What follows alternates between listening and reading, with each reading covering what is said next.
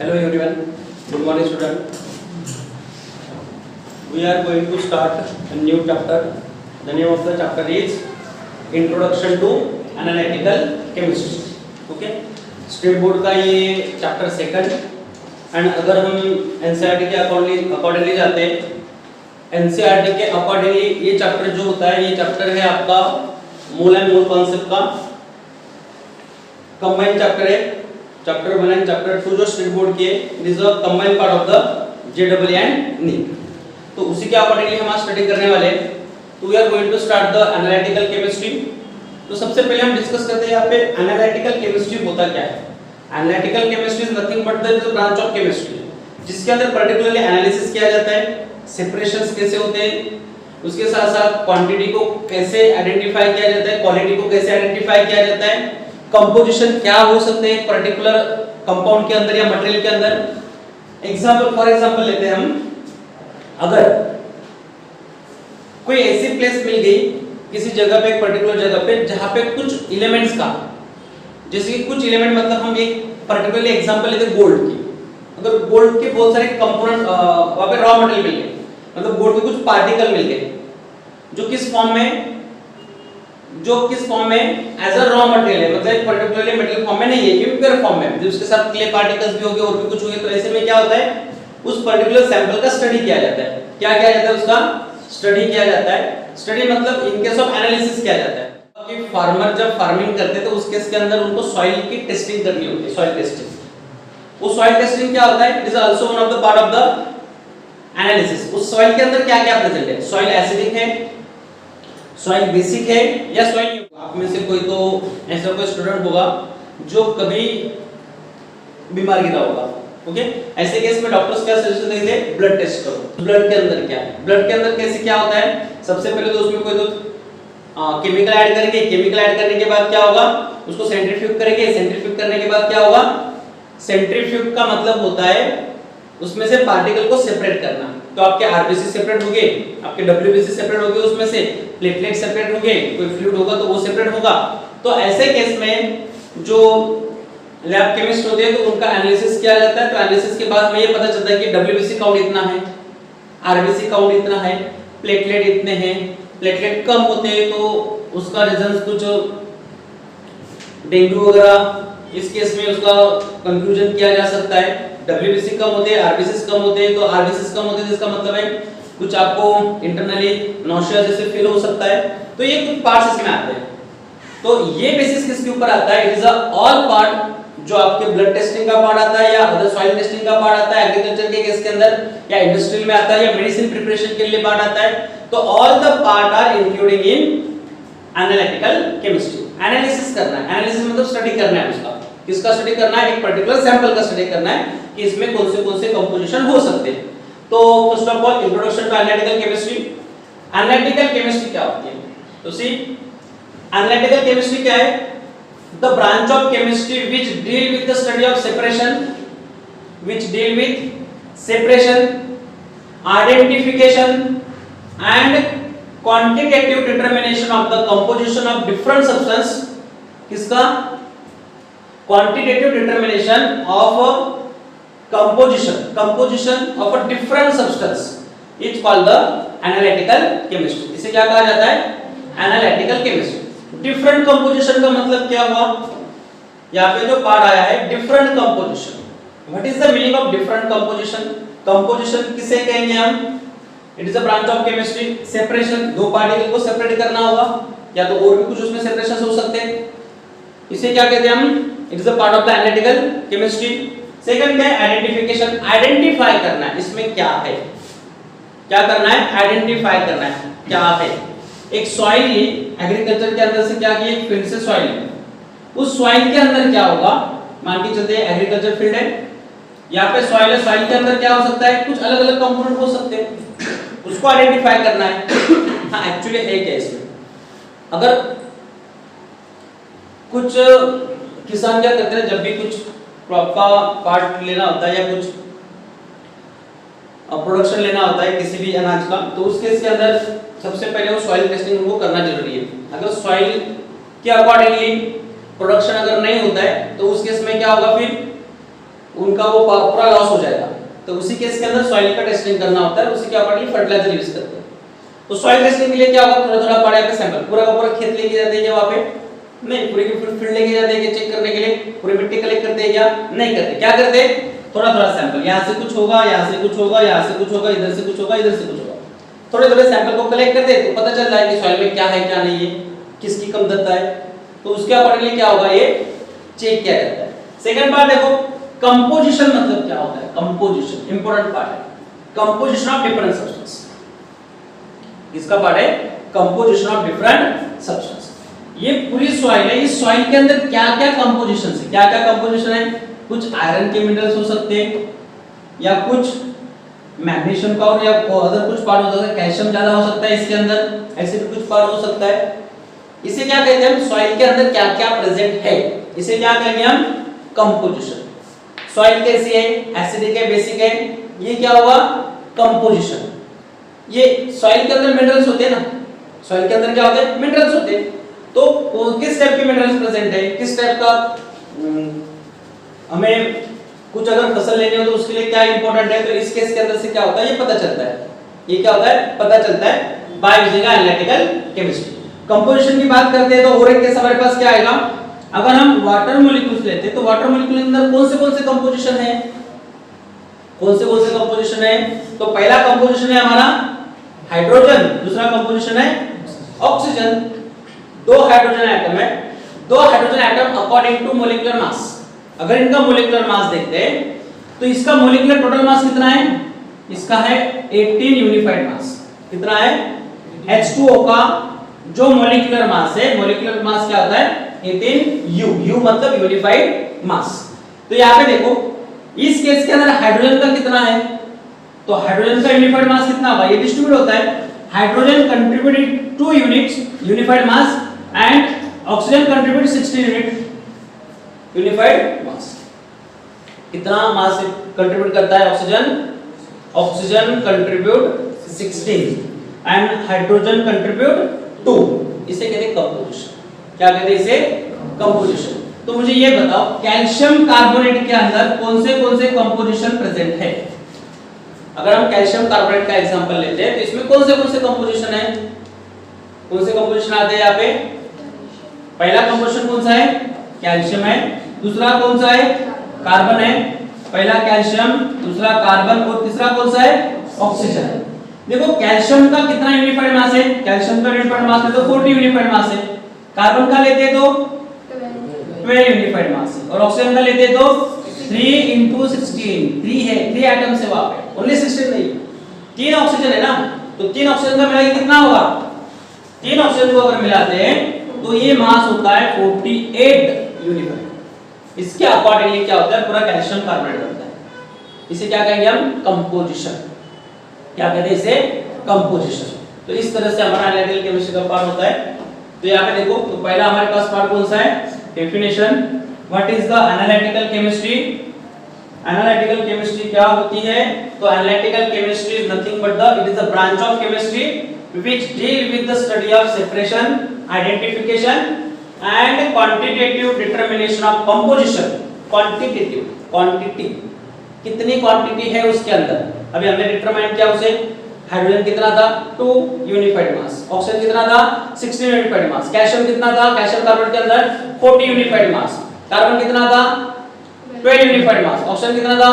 48 unified मास। तो ये composition होता है, क्वांटिटी, उतनी क्वांटिटी प्रेजेंट है इसके अंदर, एक कंपाउंड के अंदर of a composition of a different substance थे, is called as a analytical chemistry. इसे क्या कहते हैं? एनालिटिकल केमिस्ट्री कहा जाता है। क्या कहते हैं हम इसे? Analytical chemistry. देखो इंट्रोडक्शन, यहां पे हम क्या डिस्कस करेंगे? इंट्रोडक्शन में कौन सा पार्ट आता है? तो इंट्रोडक्शन में देखो, द एनालिसिस प्रोवाइड, तो हमें एनालिसिस क्या प्रोवाइड करता है? अब तक हमने एनालिटिकल केमिस्ट्री क्या होता है देख चुके, अभी ये प्रोवाइड क्या करता है? क्या प्रोवाइड करता है?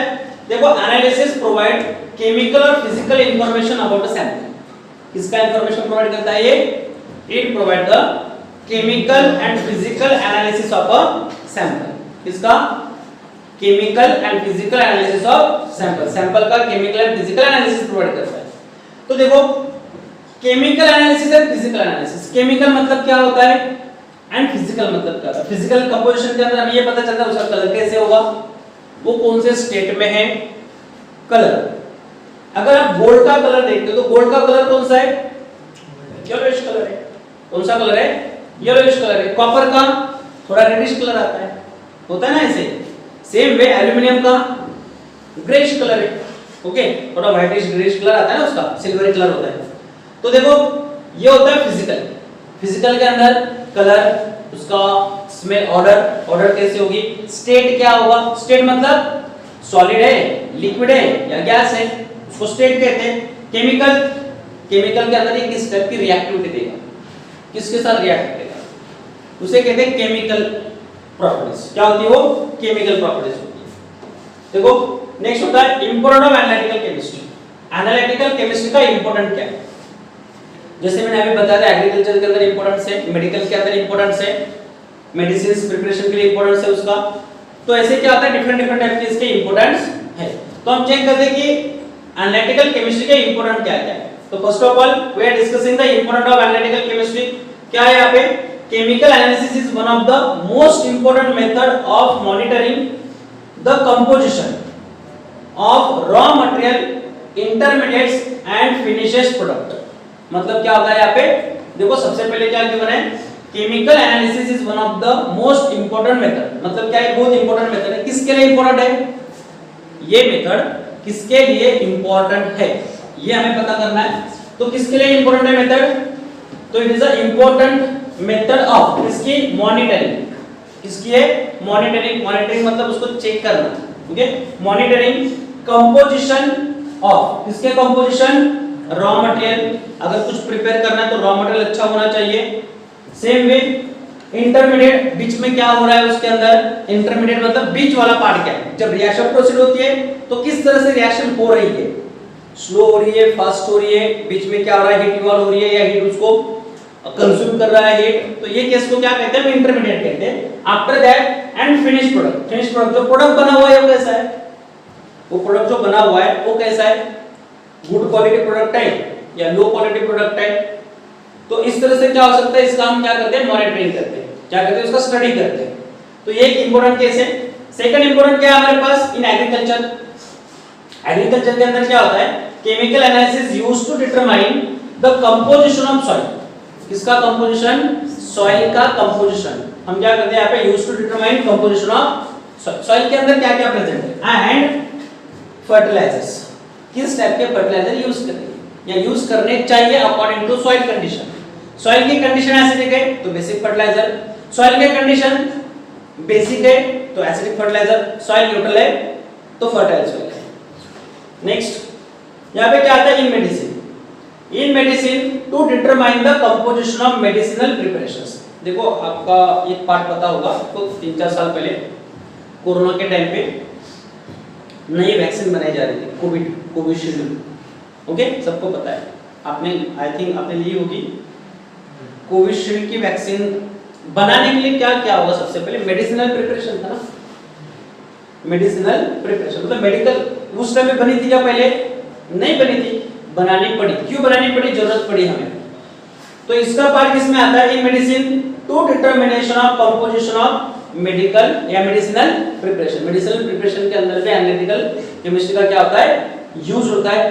क्यों यूज होता है, किसका कंपोजिशन कितना चाहिए, किसका कंपोजिशन कितना चाहिए। देखो fourth part is analytical chemistry has application in forensic science. किसमें, फॉरेंसिक साइंस के अंदर भी एप्लीकेशन है, इंजीनियरिंग एंड इंडस्ट्री। किसके अंदर है, engineering and industry. Forensic science के अंदर क्या हो सकता है, क्या यूज हो सकता है इसका फॉरेंसिक साइंस, पता है सबको, क्रिमिनल केसेस हो सकते हैं, उसके केसेस आपको पता है, आपने सीआईडी देखी होगी ना, सीआईडी वो कौन सा डॉक्टर कौन होता है, वो कौन पूछता है, वो कौन पूछता है, सीआईडी हेड कौन होता है, वो सब कुछ पता है आपको। तो बस फॉरेंसिक साइंस के अंदर भी इसका यूज होता है, ओके। नोट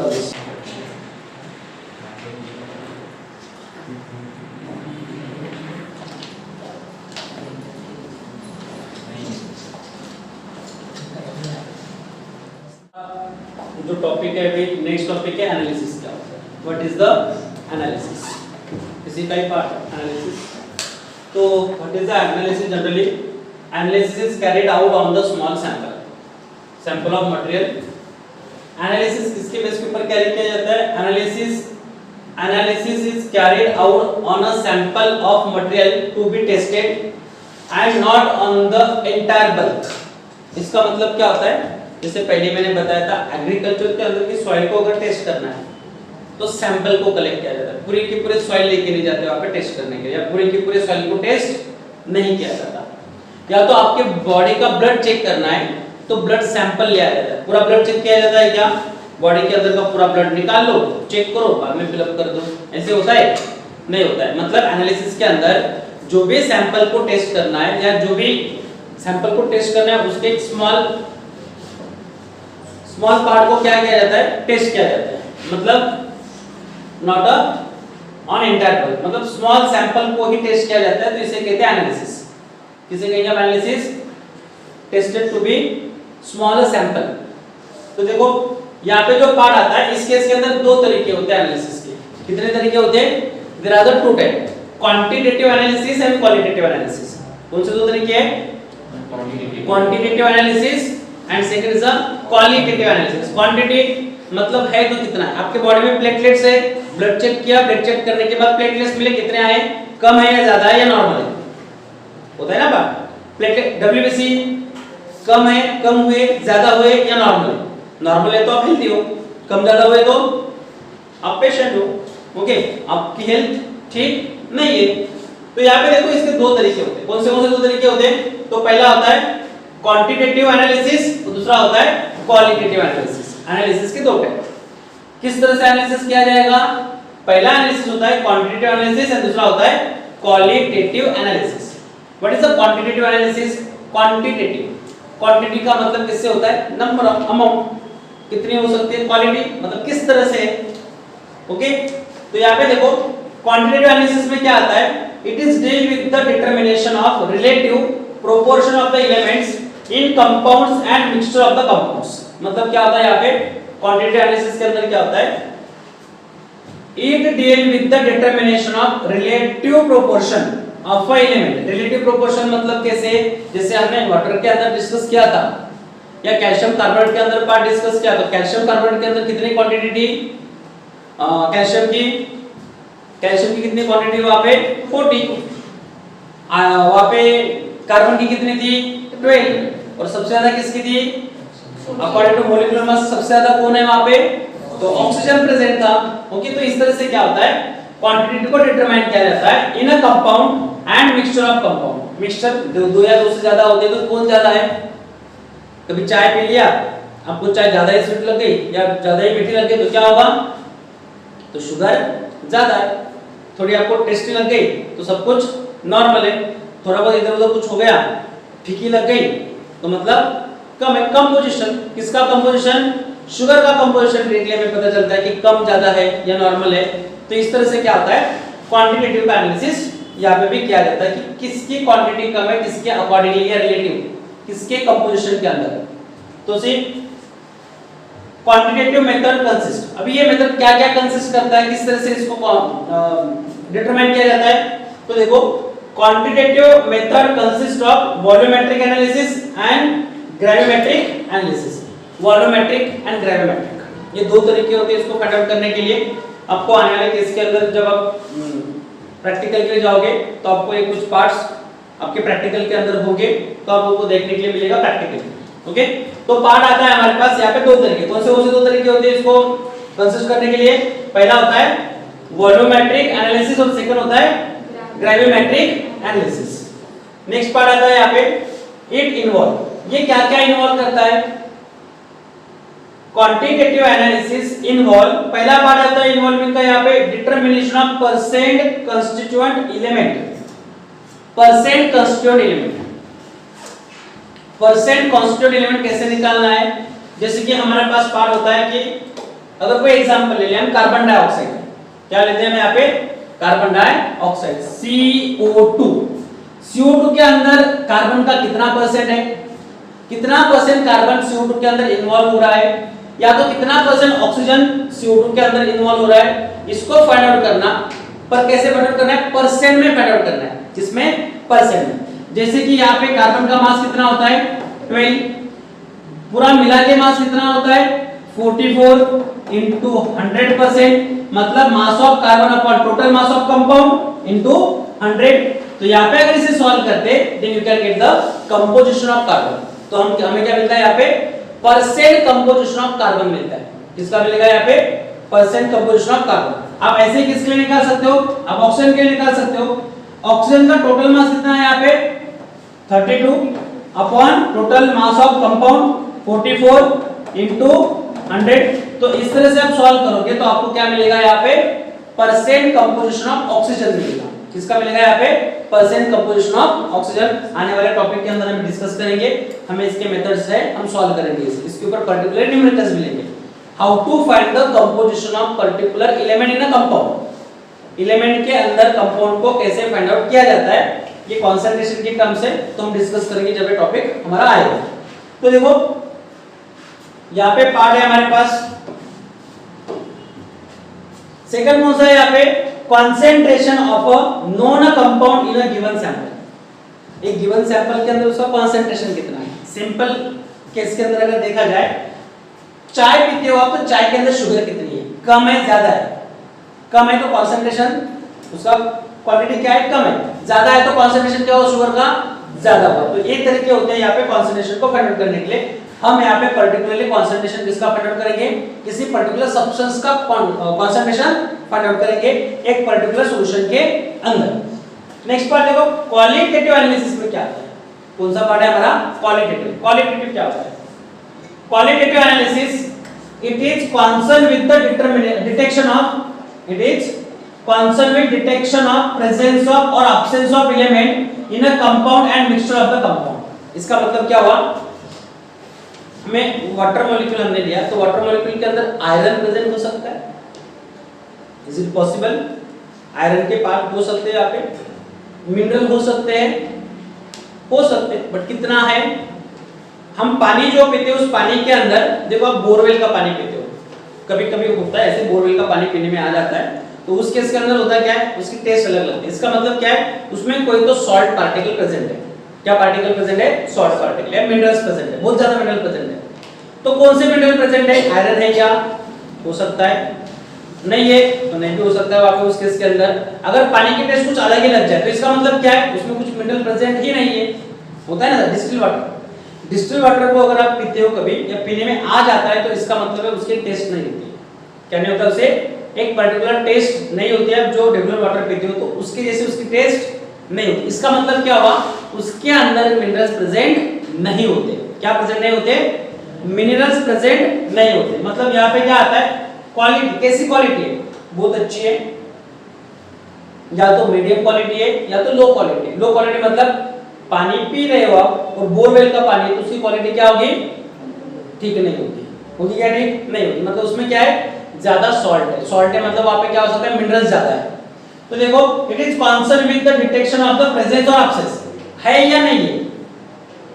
आपको पानी की टेस्ट अच्छी नहीं लग रही, मतलब यहाँ पे कुछ तो ज्यादा प्रेजेंट है या कुछ तो अलग प्रेजेंट है, तो इसे कहते हैं क्वालिटेटिव एनालिसिस। देखो ये कंसर्न किससे करता है? इस केस में क्या आता है? It include the separation such as. इसमें क्या आता है? सेपरेशंस आते हैं। कौन से आता है? Separation such as precipitation, extraction and distillation. कितने मेथड्स होते हैं यहाँ पे? 3 मेथड होती है। कौन सी मेथड होती है यहाँ पे? पहली मेथड होती है प्रेसिपिटेशन। इनसॉल्युबल सॉल्वेंट या इनसॉल्युबल सब्सटेंस रिएक्शन के टाइम पे फॉर्म होना, उसे कहते हैं precipitation which is insoluble in a solvent. मतलब वो सॉल्वेंट के अंदर इनसॉल्युबल होता है। Second extraction. एक्सट्रैक्शन मतलब क्या होता है? जैसे ऑयल एंड वाटर मिक्स होते हैं, तो ऑयल और वाटर को सेपरेट करने के लिए क्या किया जाता है? उसको कुछ देर के लिए वैसे ही रखा जाता है। जब ये सेटल हो गए तो ऑयल पानी के ऊपर फ्लोट होगा और पानी को क्या किया जाएगा? एक्सट्रैक्ट किया जाएगा। उसे एक्सट्रैक्शन कहा जाता है। डिस्टिलेशन। डिस्टिलेशन मतलब क्या होता है? दो लिक्विड को सेपरेट करना। अगर आपने कभी इथेनॉल को पता है ना, इथेनॉल चपटी को पानी में डाल दिया, उसको सेपरेट करना है। कैसे करोगे? दो मिक्सचर है, दो लिक्विड सॉल्युबल है। पहला लिक्विड दूसरा लिक्विड, जैसे मैंने एग्जांपल दिया आपको, चपटी दारू, रम करते हैं ना, उनको मिक्स कर दिया इसमें पानी में और उसको सेपरेट करना है, उसको सेपरेट करना है। कैसे करोगे आप? तो उसको उस सेपरेशन मेथड के अंदर पार्ट क्या आता है, यहाँ पे डिस्टिलेशन मेथड का यूज होता है। दो लिक्विड को, दो सॉल्युबल लिक्विड को अगर सेपरेट करना होता है तो उसके लिए मेथड कौन सी है? डिस्टिलेशन मेथड होती है। नेक्स्ट पार्ट देखो यहाँ पे, आइडेंटिफिकेशन में बी बेस्ड ऑन, इसमें जो क्वालिटेटिव आइडेंटिफिकेशन होता है किसके ऊपर बेस्ड होता है? आइडेंटिफिकेशन में be based on difference in colour, order, melting point, boiling point and reactivity. इसके अंदर क्या होता है? जो सेपरेशन होता है, आइडेंटिफिकेशन होता है। क्वालिटी कैसी, किस तरह की क्वालिटी है? तो कलर बेस के ऊपर, उसके ऑर्डर बेस के ऊपर, या मेल्टिंग पॉइंट, बॉइलिंग पॉइंट के बेस के ऊपर, या रिएक्टिविटी के बेस के ऊपर उसको आइडेंटिफाई किया जाता है। तो ये तरीके होते हैं क्वालिटेटिव एनालिसिस के अंदर। तो इसे नोट डाउन करो, फिर हम नेक्स्ट टॉपिक डिस्कस करेंगे।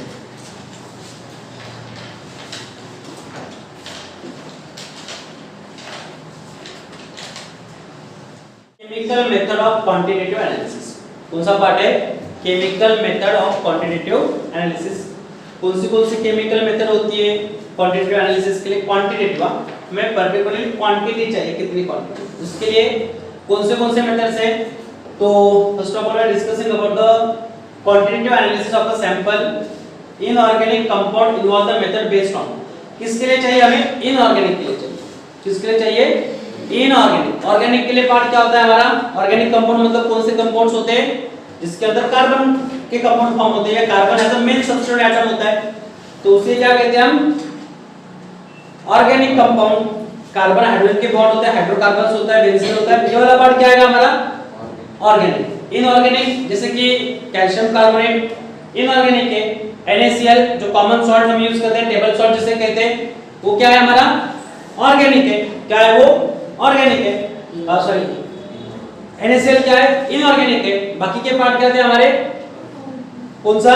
बेंजीन, हाइड्रोकार्बन, ये क्या थे? ऑर्गेनिक। और जो रिमेनिंग पार्ट आता है हमारे पास, जैसे कि जिसमें कार्बन के कंपाउंड ही नहीं है, मतलब कार्बन प्रेजेंट नहीं है या है तो बहुत कम इसमें, या पर्टिकुलरली वो बॉन्ड फॉर्मेशंस उसका मेन बॉन्ड फॉर्मेशन नहीं है, तो ऐसे केस को हम क्या कहते हैं? Inorganic compound. देखो इस केस में हमारे पास पार्ट आता है पहला डीकंपोजिशन रिएक्शंस।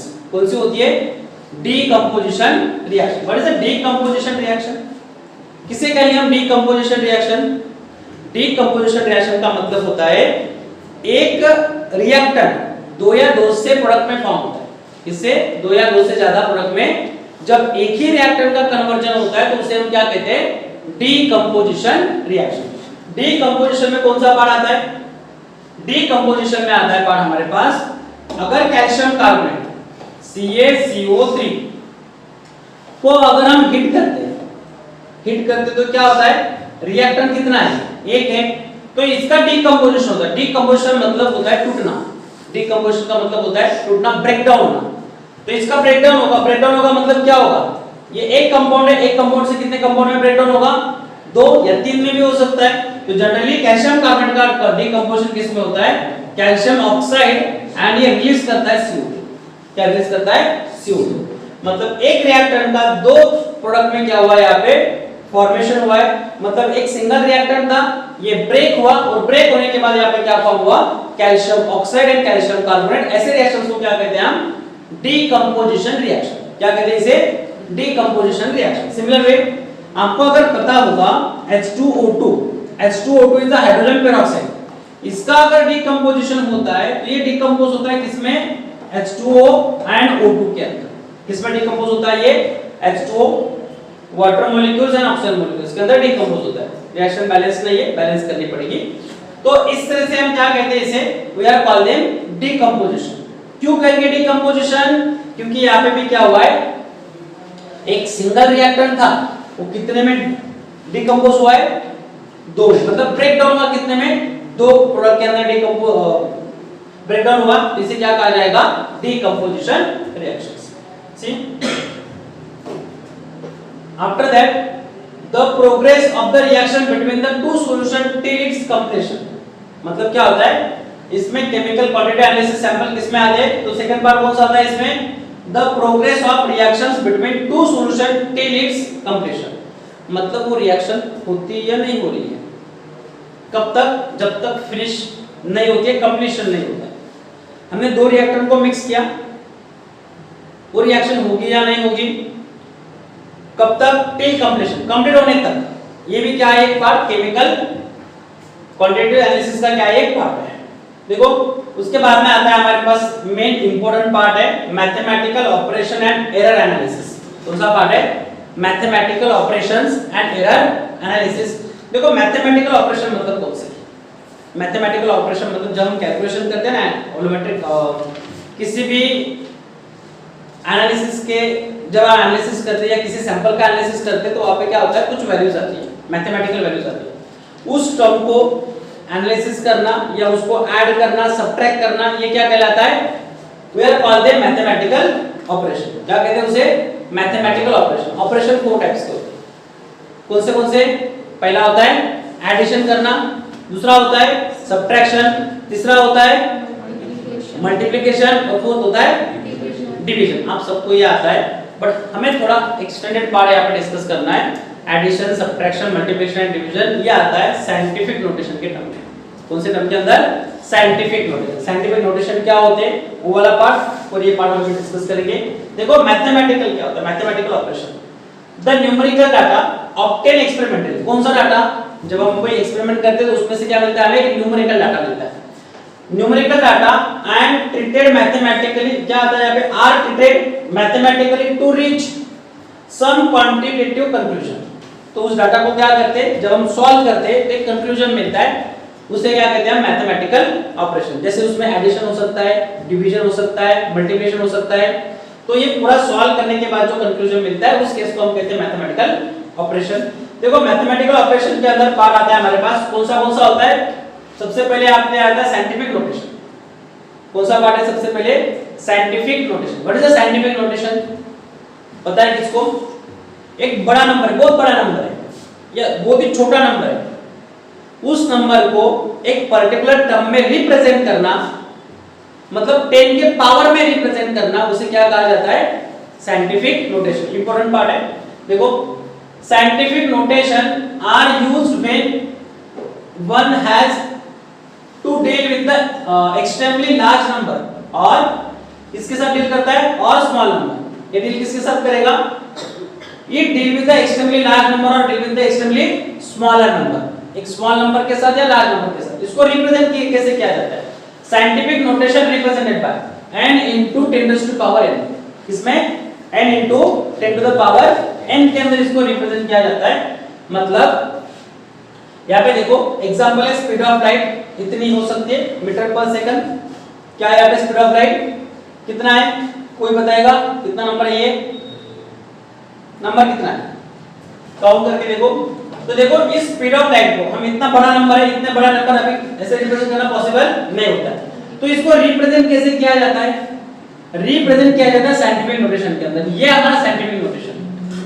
नंबर कौन सा है हमारे पास, नंबर कौन सा है, नंबर है 3, उसको 10 के पावर में रिप्रेजेंट कर, 3 इंटू कितने जीरो है यहाँ पे, 3 इंटू 10। 10 के अंदर पावर कौन सा होगा, जितने जीरो थे उतना पावर होगा। 1 2 3 4 5 6 7 8 रेज़ टू पावर 8 मीटर पर सेकंड। इस तरह से इसको क्या किया जाता है, रिप्रेजेंट किया जाता है, या तो मीटर इनवर्स रिप्रेजेंट कर सकते हैं। तो इसे कहते हैं साइंटिफिक नोटेशन। मतलब लार्ज नंबर को एक सिंपल टर्म के अंदर रिप्रेजेंट करना क्या कहलाता है, ये साइंटिफिक नोटेशन कहलाता है। इसका पार्ट हम डिस्कस करेंगे अभी। तो देखो यहाँ पे साइंटिफिक नोटेशन क्या होगा, 3 × 10⁸ मीटर पर सेकंड। तो यहाँ पे express the following scientific notations हम ये डिस्कस करने वाले हैं। First of all write down this, इसके बाद में हम कुछ एग्जांपल्स लेते हैं, उससे हम समझते हैं कि साइंटिफिक नोटेशन में कैसे रिप्रेजेंट करना है। ओके,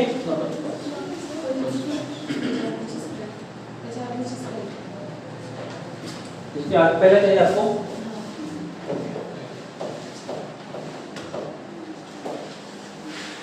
लिख लो, खाली बाकी था ना,